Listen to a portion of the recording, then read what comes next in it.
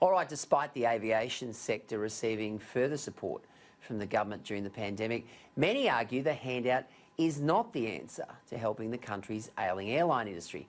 Leader of the Katter Party and MP for Traeger, Robbie Katter, has criticised the government's attempt to prop up the industry, saying rural and remote services are still likely to remain shut down and indefinitely withdrawn from small townships. He joins me now. Robbie Katter, great to see you tonight. Look, we've been banging on about regional airfares on this show for the last 8 or 9 months, and I tell you what, Robbie, it continues to be a festering sore.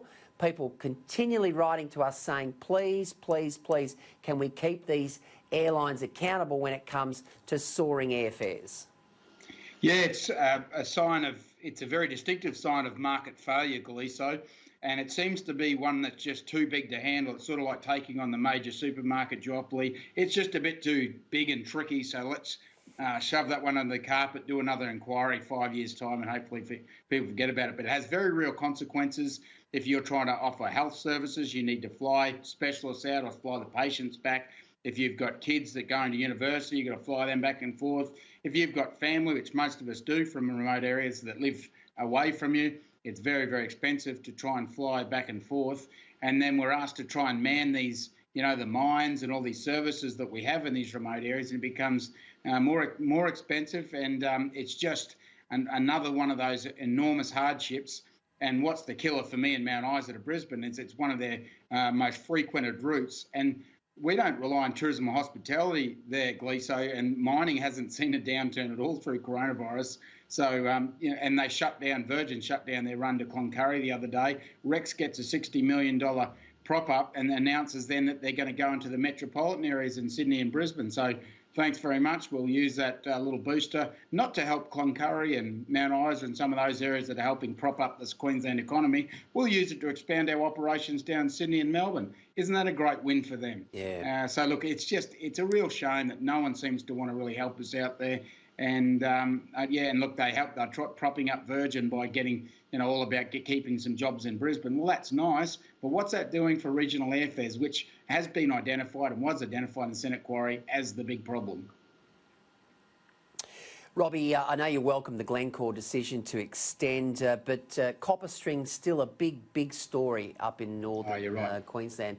Take us through where that's at. Is that any closer to getting the okay? Mate, yeah, and like the government thinks they're doing you a favour delivering these things. And my attitude is I'm trying to give you guys stuff that makes money for the state to help save yourselves. And it's still sitting there, Gleeso. You're quite right. The copper smelter, Glencore's announced to keep that open a bit longer.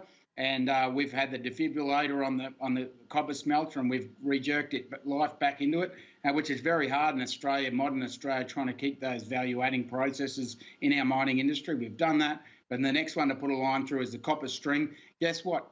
Costs the Australian taxpayers bugger all. It'll be mostly funded by private industry, and it will reduce electricity prices by 50 to 30% in the Northwest Mineral Province. What a great deal for taxpayers. And all it takes is a bit of effort from the government. And they're always working hard, in inverted commas, but the deal's not done. And if it's not done before the election, I'd question how serious they ever were about building it, Gleeso. So we need it built.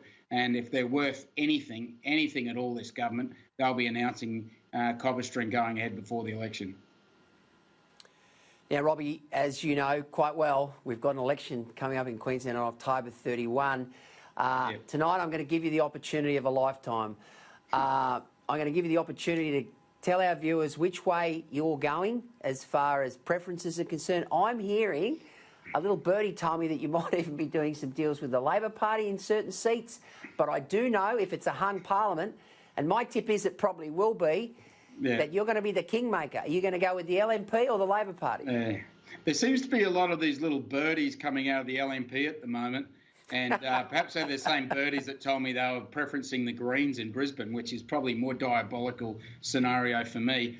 The truth is, Gleeso, we're just trying to win seats, mate. We're trying to get influence. We're fighting for a survival in Western Queensland and Northern Queensland. And if anyone thinks I'm going to sign up to any party before the election, or before I even get the chance to negotiate, they're absolutely kidding themselves. preferences are for the voters out there.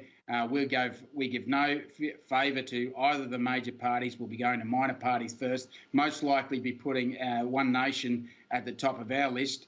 And we'll just be trying to get ourselves home, mate. And if we can get a few extra seats, that's good. We're only running in 10 or 12 seats, so really our preferences don't mean too much at all. And you know, we're hoping 5 or 6 of those 10 will be the one coming with the winners badge. So, mate, we're just focusing on that. Preferences, we usually do a split ticket, so we leave it up to the voter to make the decision out of the two majors. And we don't like signalling fear or favour for anyone. Obviously, we've taken great exception to the Labor government in the last two parliaments. They've done some diabolical things to Queensland. But we need to offer the voters a sense that we're going to go in hard to negotiate, and we'd be absolute fools to be signalling now who we'd be siding with. But it is very difficult at this stage to see a scenario with Labor. But look, we've always keep our options open, because that's what you do when you're a genuine person fighting outside. I'm not going to hand my badge in to bloody Liberal National Party now or Labor. That's just absolutely ludicrous. So if you're a strong regional MP, Gotcha. You keep people guessing. Now, before we go, Robbie, I see your dad. He was dressed up. Oh, I don't know how he was dressed up. He was dressed up Don't like tell David me, Attenborough I don't want to hear. He's the bananas. The bananas. Now, what's going on? There he is. I tell you what, he's pretty strong. He's gone bananas. Now, you've known that for years, but he's actually out there demonstrating that people should be getting out on farms, because farmers are now got issues with getting people to work for them. Yeah, it's a good message, Glee. So, there's a lot of kids. I think my nephew's coming out of grade 12 there in Brisbane. He's going up looking with his mates to do some fruit picking work. I'm trying to line him up some work now.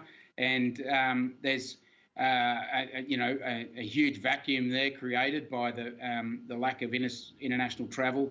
And there'll be crops, potentially ploughed into the ground or left to rot if we can't get people to pick them. So we encourage all those parents out there and families, get into those school leavers. We're encouraging them to have their gap year or their gap couple of months. I did it myself. I did bananas. I did mango picking after school and through uni holidays. Yeah. Get out there and do it and help save these industries, because they desperately need you. So encourage your kids.